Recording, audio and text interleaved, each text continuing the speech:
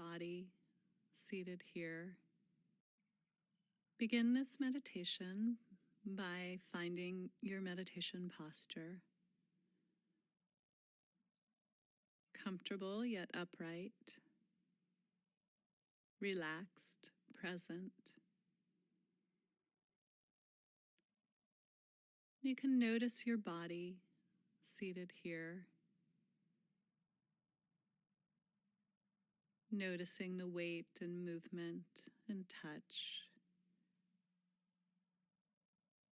Letting your attention sink into your body, feeling it as though from the inside. Relaxing.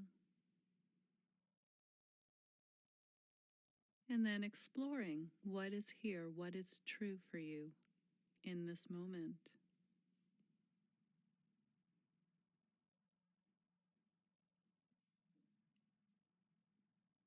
Let your attention gently come to rest on your breathing.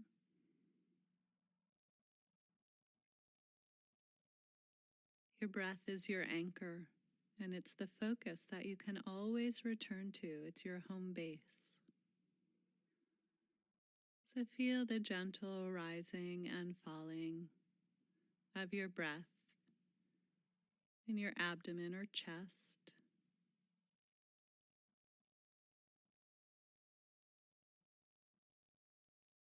Or the in and out sensations located at your nostrils.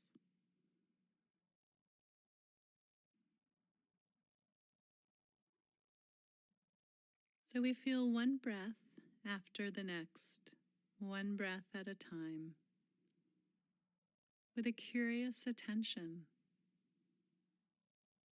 What does one breath feel like in this very moment?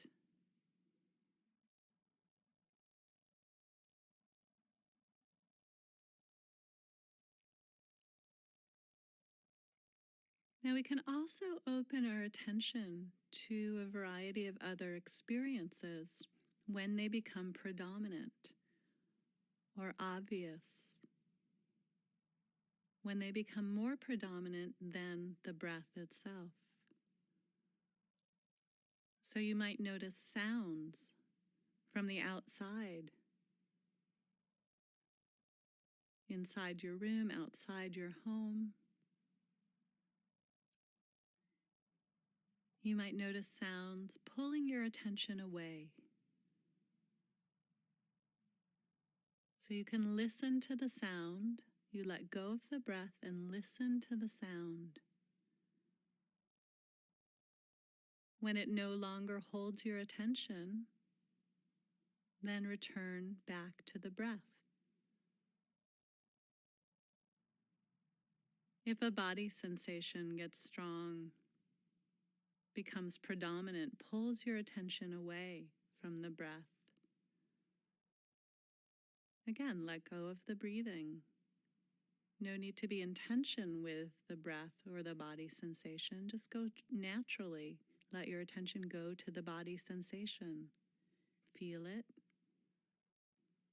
Sense it. Notice it. What happens? Does it grow or shrink? Expand? Increase? Decrease? Does it shift into something else?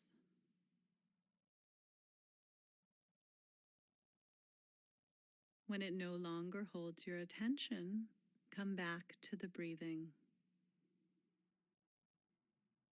The simplicity of the breath. It's always available to you.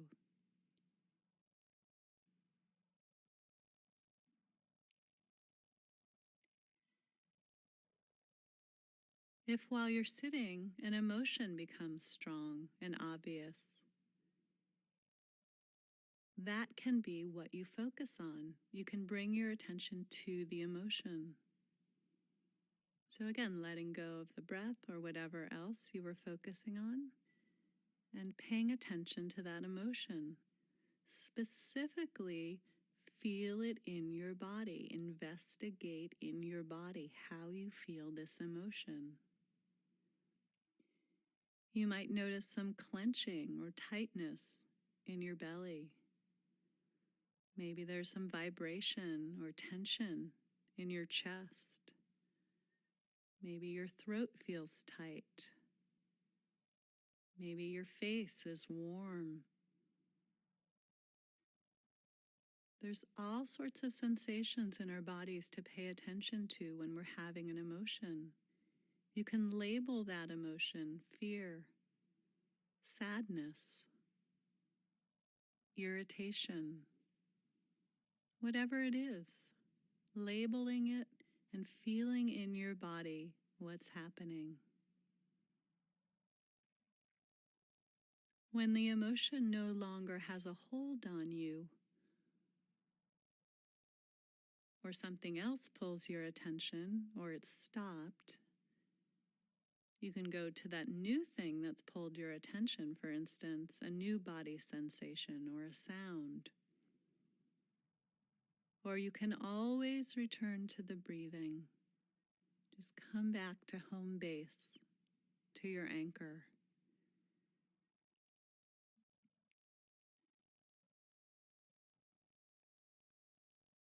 Now, if thoughts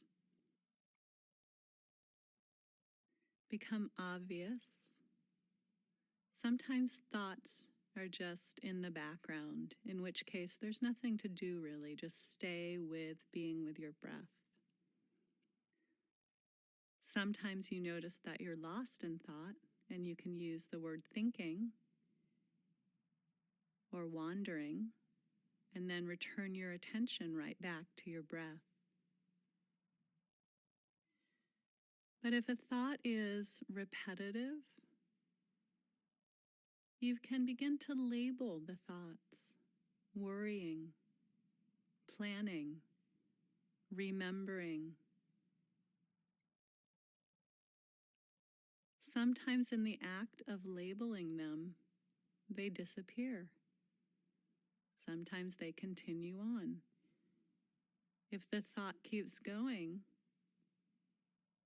in a repetitive way, you might check into your body and see if there are body sensations to notice.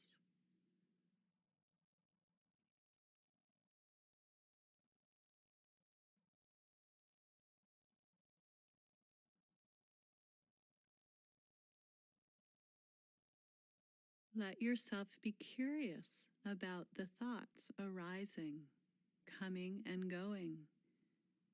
If it feels like too much, always return to the breath.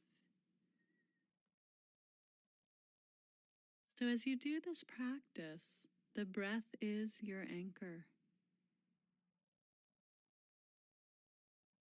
And no matter what's happening in your awareness, whether it's sounds or body sensations, or emotions or thoughts, you can always find that place to return to.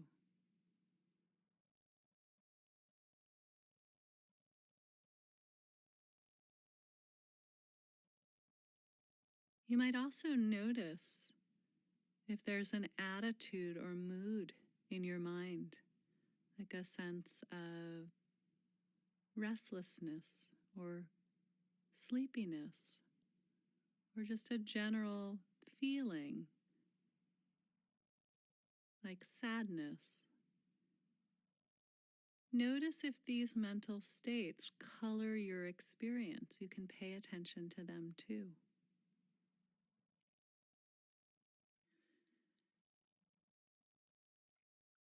So we'll sit together now in silence, remembering to keep your attention mostly focused on your breath.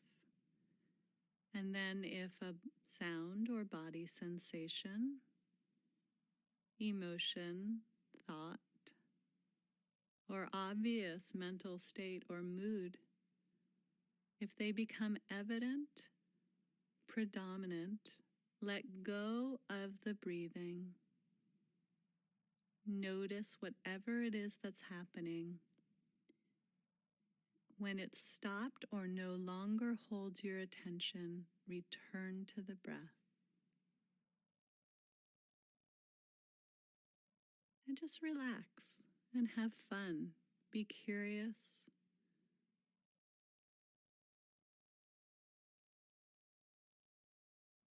You're exploring your own mind with curiosity and openness. So we'll try this for some time now.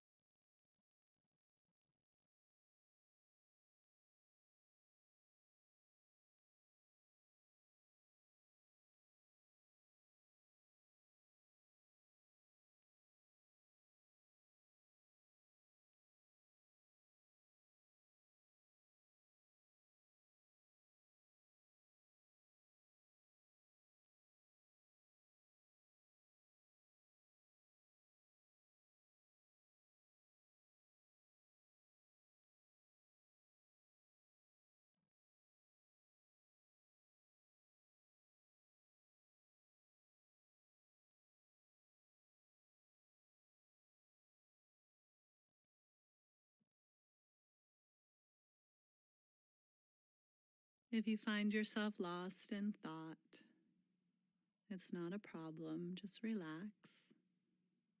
Notice your thinking and really kindly return your attention right back to whatever is happening in this present moment.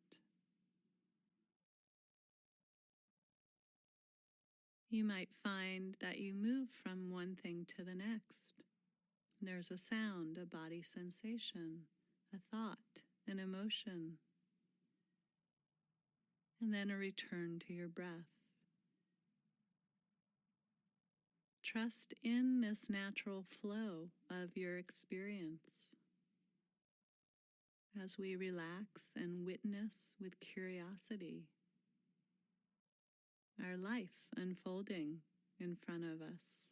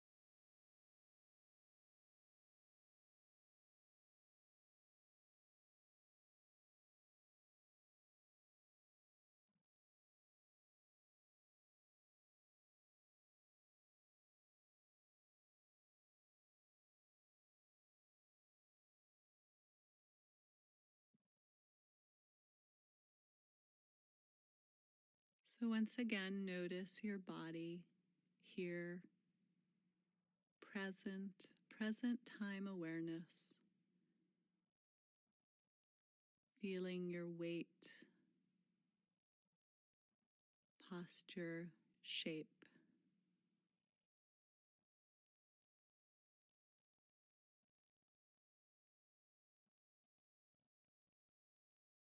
And then just invite in some kindness for yourself, wishing yourself well,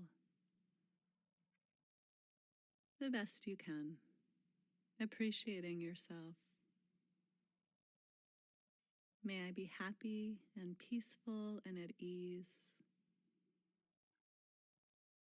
May I be safe and protected from danger.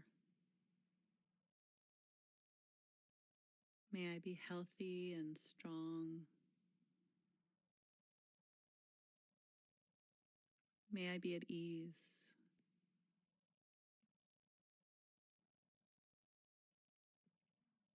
May we all be happy and peaceful and safe and protected, healthy, strong, at ease.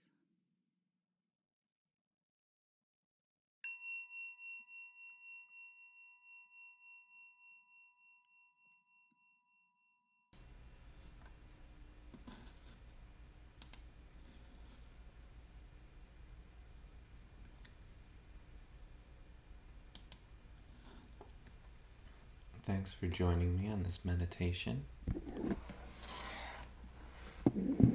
I appreciate this opportunity to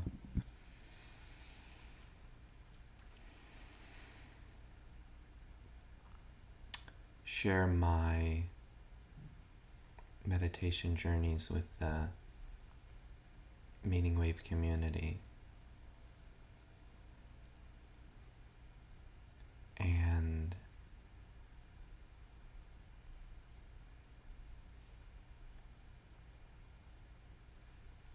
during today's meditation, at one point, thoughts came into my mind, thinking about like what I would do or say now after the meditation had ended. And I chose to dismiss those thoughts by telling myself, I have the intelligence to come up with that when the time comes, and have faith, and that now is time set aside for being present.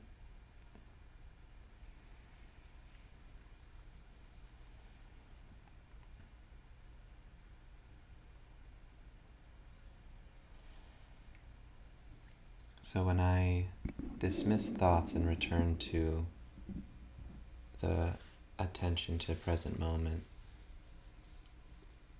sometimes it sounds a little bit like that. A quick little conversation in my head. Now is not the time for thinking about that. There will be a time to think about that. I have faith. And a lot of times, it's interesting because mindfulness is actually particularly good at allowing like emergent ideas. You're like letting go and peeling away so many layers that sometimes something good and exciting and important will bubble out. Sometimes during my meditations, so sometimes I do have to assess the value of the thought that emerges during my meditation. It's not beyond consideration for me to stop, write something down, and then come back. But most of the time, they're not at that level of urgency. And I can just say, there will be a time for that. Right now, it's time to meditate.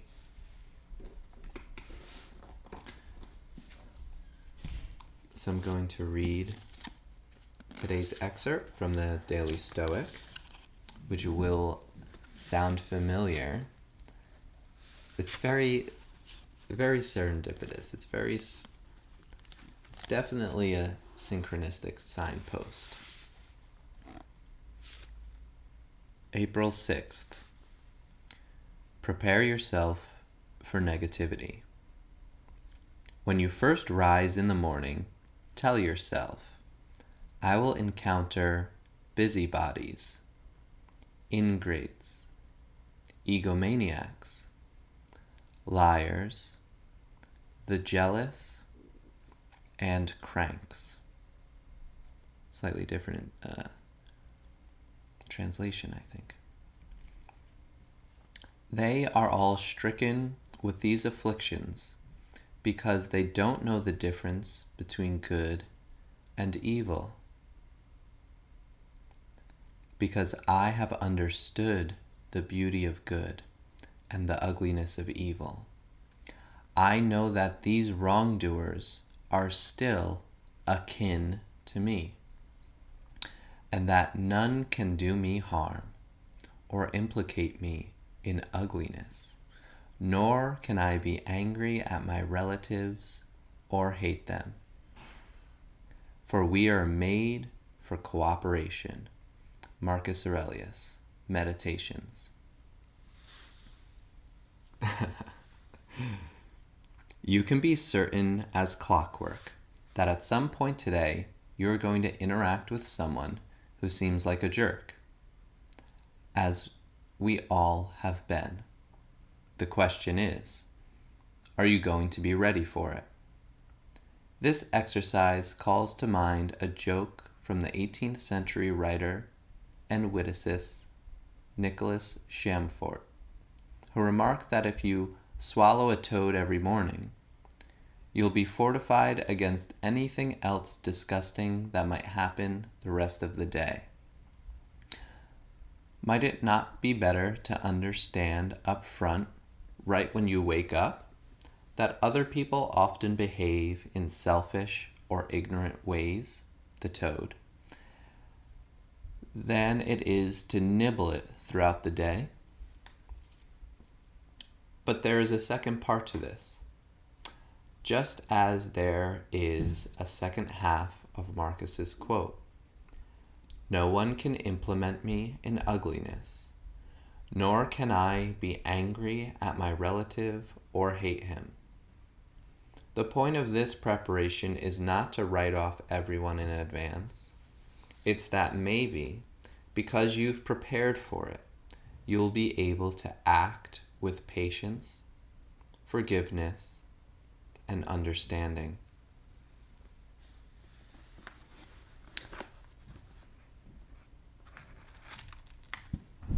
I love when I am able to remind myself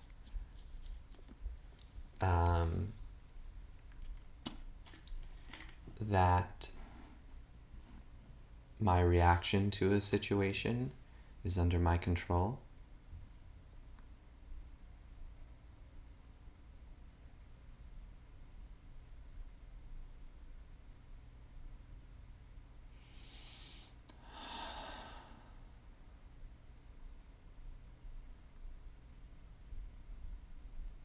And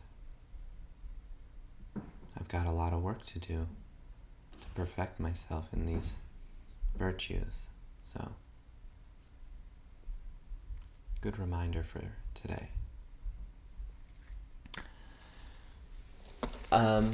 Another thing I wanted to bring up was, how do you reconcile the kind of passivity of meditation with a ambition to improve yourself and be a kind of aggressive and hustle and stuff like that? sometimes I like to frame it in a kind of dichotomy. I put aside this time of kind of particular rest to zero out my mental state, to start from this neutral, familiar place, both to exercise my capacity to get to that place so that I can have better control over my mental state, my emotions. It really is a tool. It's an exercise that strengthens our capacity to do what Marcus Aurelius suggests. It's one thing to acknowledge that we will encounter people who are not governing themselves up to an ideal. It's another thing to have the capacity to do, to act how we would like to act when we encounter it. Mindfulness can help you observe your thoughts and your emotional states and choose other paths. It will strengthen your capacity to do that. But it is kind of a passive exercise. So sometimes I like to kind of say, okay, and I try to create like a virtuous cycle. Okay, I meditated this morning, so I'm really going to get after it in my workout. I'm going to be really aggressive in the rest of my day. Because there is this kind of contentedness where you are... I'm not going to go so far as to claim that it inherently breeds acceptance and passivity, but it could, it does feel like it works in that way at some times. So I like to juxtapose that with, a healthy dose of getting after it later in the day. So how am I going to get after it today? Well, I'm going to do a little bit of everything, kind of have like an ideal day in the sense that I do a little bit of everything. So on Tuesdays is kind of a rest day for me. So I do my 10-step body weight exercise and I jog. So that just means no working out. So I'm not going to push against any upper limit. I'm just going to have exercise. So probably a 20-minute jog. I really enjoy rucking and reading at the same time. Is my rucksack around here? Here, I'll do a little show and tell. Stand by 1 minute.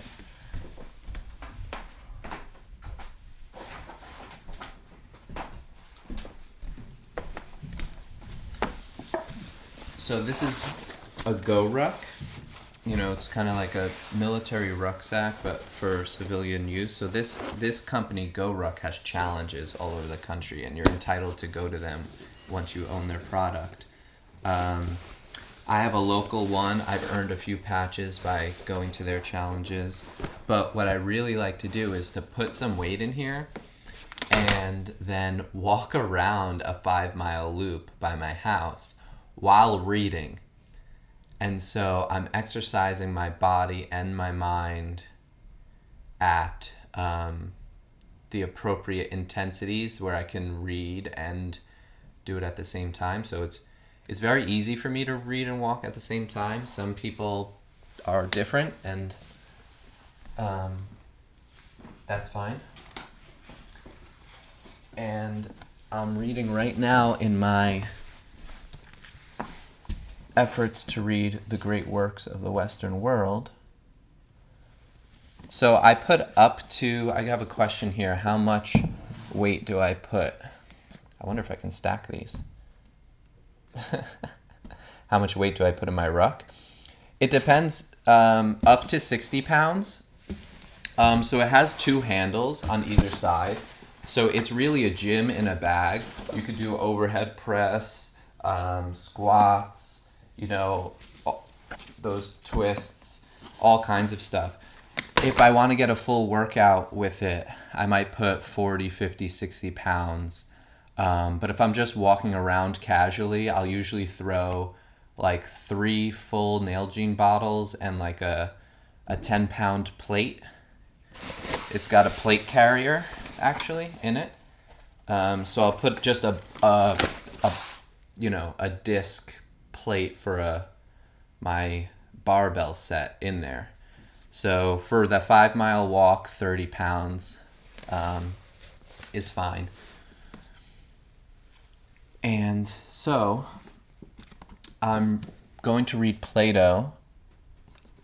One particular one. I'm not really prepared for sharing this because I don't know what Plato I'm reading. I have it around here somewhere. And then Herodotus, this in its entirety. This is Herodotus, the histories. This is how far I've gotten so far. And then I'm also going to study for professional development. And then I'll see what else my day has in store for me. Yeah, no problem. It's a really, really great thing. There's GoRuck communities all over the United States. If you a lot of them have Facebook groups. So if you search like GoRuck, like whatever a major city near you is, you might be able to find people who are doing. You might be able to find a lovable band of misfits who you can join with. The backpacks are super expensive. It's the best backpack that money can buy. I saved up for this thing for a long time, and I try to keep good care of it. We're talking like $250, but they have a lifetime warranty. They were made in America at some point, and then I think for a short period of time they were made overseas, and now they're back. But it's like the best laptop bag that you could get. It's super. It's actually heavy just by itself. But yeah, totally worth the investment in my opinion. And my group does Saturdays early in the morning, which doesn't always work out for me, called Breakfast. And it's a pretty intense exercise, and they're great people getting after it.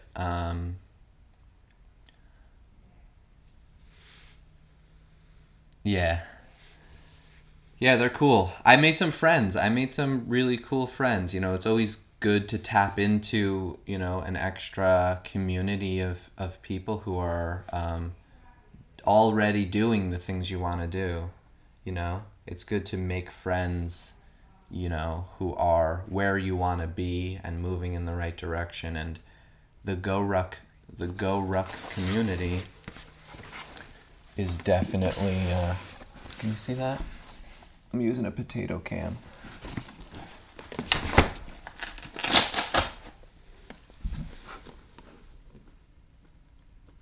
That's kind of their symbol there, the spear tip, the arrowhead.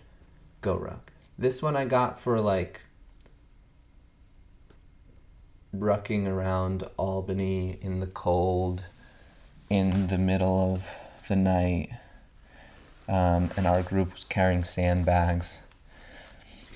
Yeah, so thanks for joining me. I want to get more consistent with this. I'm sorry that I stopped for a little while. Juggling things like we all are. But I came back here, and I think that's it for today. Thanks for joining me. Let me know if you have any suggestions. And hopefully I'll be back here tomorrow. So I'll shoot for a little bit earlier in the morning tomorrow morning. Let's say somewhere around 7 or 8 a.m. Eastern Standard Time. And then I want to start working a little bit earlier and earlier in the morning. But cool. Thank you so much for being here, and hope you enjoyed that. And have a great day. Get after it. Peace. Bye, 5.